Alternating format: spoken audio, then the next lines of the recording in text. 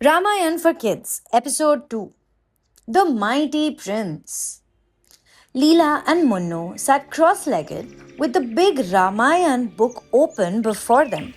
Last time we read how King Dashrath got a magical blessing.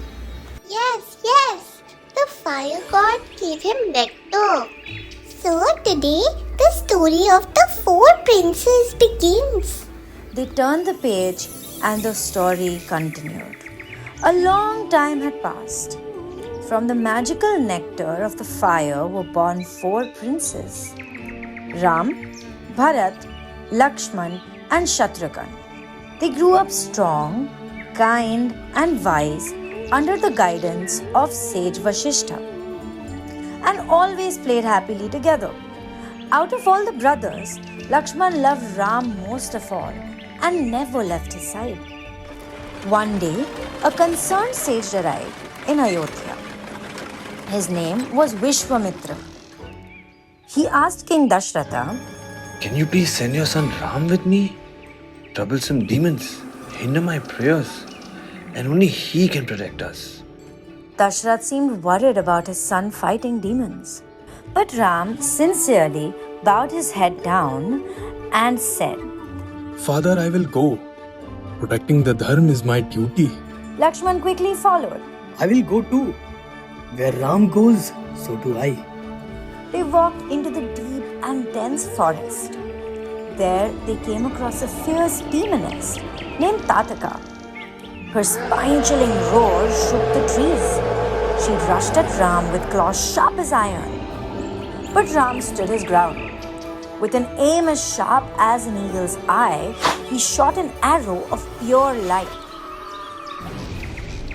The whole forest fell quiet, and Tataka was gone.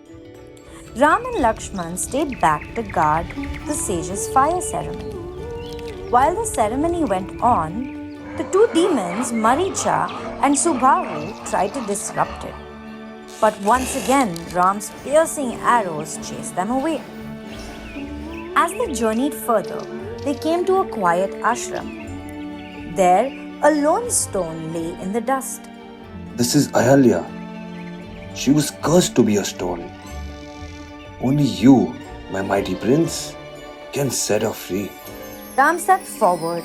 As his foot touched the stone, a golden light filled the forest. A beautiful woman rose, bowing in gratitude before her savior. I am finally free. Bless you, Ram. At last, the princess reached Mithila, the kingdom of King Janaka. King Janaka had a daughter named Sita. She was as gentle and bright as the moon. Ram was mesmerized by her beauty, but there was a challenge. In the palace hall lay the great bow of Lord Shiva, Pinaka, made of celestial metals and Lord Shiva's cosmic energy. Sita, as a little girl, once lifted the bow effortlessly while playing, astonishing everyone. Janaka declared, Come forth and string this bow if you dare. Princes and kings from many lands tried. They pushed and pulled and scrambled for a chance, but the bow was too powerful. Then Ram stepped forward. He bent forward to lift the bow. With the grace of a deer and lightness in his step, he strung it. And suddenly, in that moment, crack! A loud crack sent waves through the palace as the bow broke into two. The hall thundered with gasps. Flowers showered from the sky. Sita stepped forward, shy, smiling, and gazing lovingly at Ram. Sita placed a garland around Ram's neck. In a meeting of dharma and grace, courage and devotion, Ram and Sita were married. In that moment, joy rang through the kingdoms all the way from Mithila to Ayodhya. The golden glow faded back into the room. Munnu clapped his hands. Wow! Ram is so strong. He broke the giant bow. Yes, but more than strength, Ram was gentle and kind. That's why Sita chose him.